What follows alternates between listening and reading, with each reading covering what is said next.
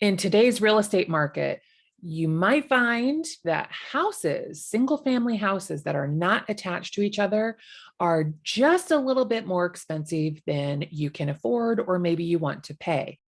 A great alternative to single family housing would be a condo or a townhouse. We're going to stay 100% positive and talk about all the pros involved in living in a condo or townhouse. My favorite pro, well, maybe not my favorite, but one of my favorite pros about living in a condo or a townhouse is they generally have a homeowners association, an HOA, and that HOA takes care of your lawn and your snow removal. So no more mowing. You do not have to edge your yard.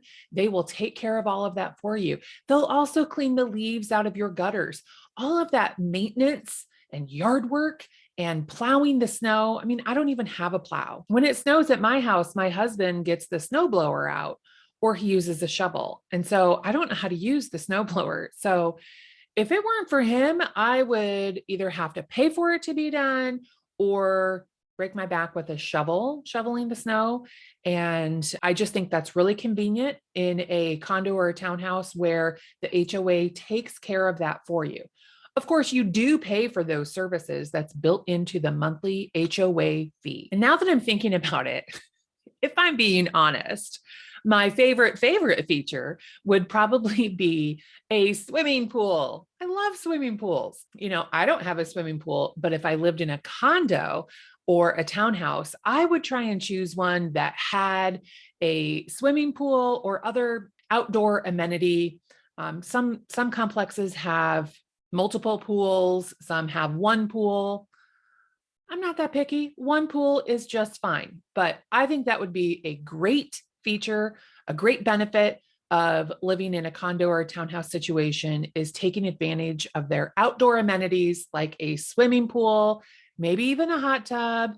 Sometimes they have clubhouses where you can reserve time on Sunday afternoon to host a shower for a friend or have a party on a Friday night and use the clubhouse or have a family reunion or your holiday family party. You know, if you want to host Christmas, but your condo is not big enough, then you can reserve the clubhouse and host your family there. Another pro of living in a condo or a townhouse would be your insurance is going to cost less than it would in a single family house. So in a condo or a townhouse situation, you only have to insure the inside of your property, whereas the HOA takes care of the exterior. So if you're in a row of townhomes, then you only have the inside of your townhouse that you have to insure. And I'm not an insurance agent, so there might be extra, like you might have to insure for liability if somebody slips and falls on your property. I don't know all the ins and outs of it, but I do know that the HOA takes care of the insurance on the roof or the siding, but that doesn't cover if you damage the siding. A lot of times people get their gas grill a little too close to the siding, and vinyl siding will melt when it's close to a grill. So it just kind of gets soft and loses its shape. You can always tell when a grill is the culprit for melting siding. And in a situation like that, well, the HOA is probably not going to submit it to their insurance company because it wasn't weather or an accident. I mean, it was an accident, but you caused it. So it's totally different than some other accident that an insurance agent would actually be able to describe. So my point of all of that is your insurance cost out of pocket is going to be less because you're just insuring a portion of the home instead of the whole thing because the HOA bears some of the risk on that. Another pro about living in a condo or a townhouse is that it might have better security than living in a single family home. If you're living in a condo, like an apartment style condo, that's where it might have one main door to the building, and then you have a key fob or some sort of access to get into the door. And then you take maybe an elevator or stairs to your particular unit within the building.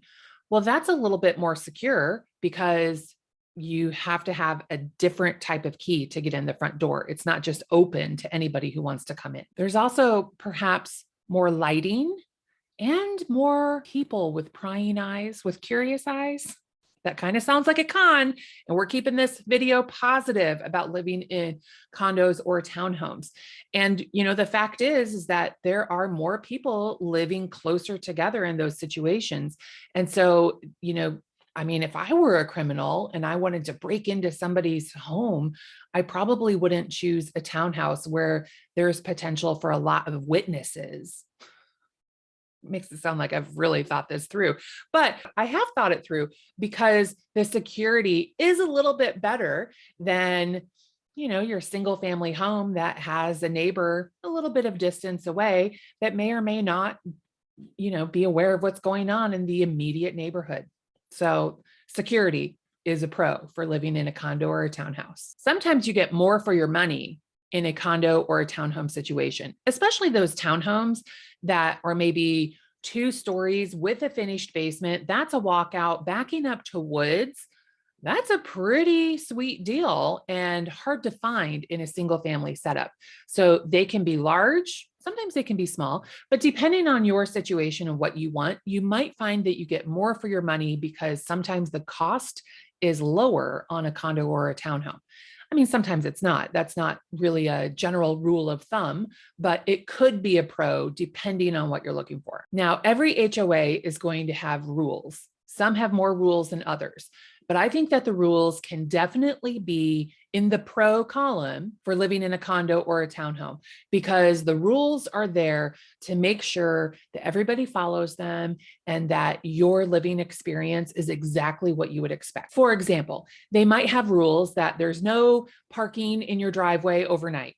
And then that does seem like kind of a strict rule, but I'm sure there's good reason for it. There's probably almost definitely a rule that you cannot park an RV in your driveway. And that's great because an RV, that can block your view. If it's not your RV and it's your neighbor's, you have to look at that. And why would you want to? It's not your RV. So having that rule in place is protecting you, and I think it's a pro. They might also have rules about when your trash and your recycling can be put out at the curb for pickup and how long it can stay out at the curb. So, in general, it's a good rule of thumb to take your trash and recycling bins back into your garage or, put them in hiding wherever they belong, out of the general view of the public, because it keeps things beautiful. And you are paying to live in this community. You want to keep it beautiful. So that's a good rule to follow and make sure that everybody else does as well. It's nice to have a clean community, isn't it? Other rules might be sound rules, like maybe they will have quiet hours that begin at 10 o'clock. Kind of like living in a dorm in college where you knowingly will not disturb your neighbor. And why would you? Because you wouldn't want your neighbor to disturb you. It's possible that they can have rules on how you can decorate the exterior. Maybe that relates to Christmas decorations or Halloween decorations. Maybe you're completely against outdoor decorations, and maybe you look for an HOA that is also against outdoor decorations. I have a friend who lives in an association, and they have very strict rules on what color the doors are. So the main door into her townhome has to be a certain color, and she didn't like that color. And she's a rebel. Of course, she's my friend. She's a rebel. And so she painted it a different color.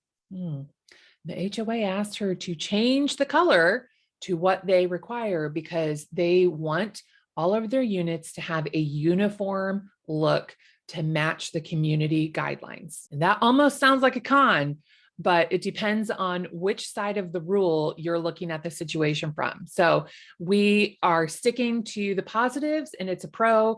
So having guidelines and an association that follows their own rules is definitely a pro. If you're lucky, they might have a rule against smoking. Now, on the one hand, that seems kind of a strange rule. Like, who are you to tell me if I can smoke inside my condo, right? But when you're in that apartment style condo, you have a bunch of units in one building and one main door to enter, and there's a smoker nearby. It goes into the hallway, and it's a really terrible experience for the neighbors because it could seep through their walls into yours. And if you're a non-smoker, you don't want that. Recently, I had a condo for sale, and we had this problem where one of the neighbors had smoked or was a smoker and smoked regularly in their unit. And everyone complained that when they walked in the front door of the building, it smelled like smoke, which it did. But there was nothing they could do about it because this particular HOA did not have a rule against smoking. So if you are against smoking, maybe that's a rule you would want to look for to see if that is something that is enforced in a condo or a townhouse that you are thinking about purchasing. I would encourage you to take part in board meetings in the community. Being a part of what's going on in the association is going to make sure that your happiness is considered. So if you are a smoker, for example, and somebody at a meeting asked to set up a rule to ban smoking, you want to attend those meetings so that you can be part of the conversation, part of the solution to any problems that arise, and make sure that your voice is heard in the event that you oppose any of those particular rules that might be up for vote. You might even find that your leadership skills are needed and you could volunteer for the board and take a position like president, vice president, secretary, treasurer, whatever positions are available. I have been the vice president of my community's association. We have single family homes, and it's a small association that takes care of minor things around the development. But I can tell you the vice president position requires almost no work. So not a bad one to fill. When you live in a community with an association, maintenance should be taken care of regularly and proactively. So whether that is cleaning the gutters in the fall or the spring or whenever gutters get cleaned, monitoring the roofs to make sure that there's no damage or that they're replaced at an appropriate time, taking care of the grounds so that the grass doesn't get too tall or too weedy, or other things that happen that the association takes care of automatically with their lawn care and snow removal. So that's definitely a pro, is having a team of people, the association and all of their contractors, taking care of all of those maintenance items. And you won't have to worry about it because they do. Some associations have rules against rentals, or they might not have rules against rentals and all rentals are allowed. And that's definitely something to consider on where you stand when it comes to being an owner occupant of a condo or a townhouse surrounded by people who may or may not be other owner occupants or might be rentals. So everybody has probably a different position on this. And that's just something you want to keep in mind in an HOA. And if you are an owner occupant, well, maybe you think that having that rule against rentals is going to work out better for you because then you'll be surrounded by other owner occupants in your development. You see, there's lots of great reasons to choose a condo or a townhouse for your next home. And in our next video, we'll talk about the cons because this video was 100% positive. So if you have been thinking about buying a house or a condo or a townhome, and you would like to talk more about it with me or someone on my team, we would love to talk more with you about it.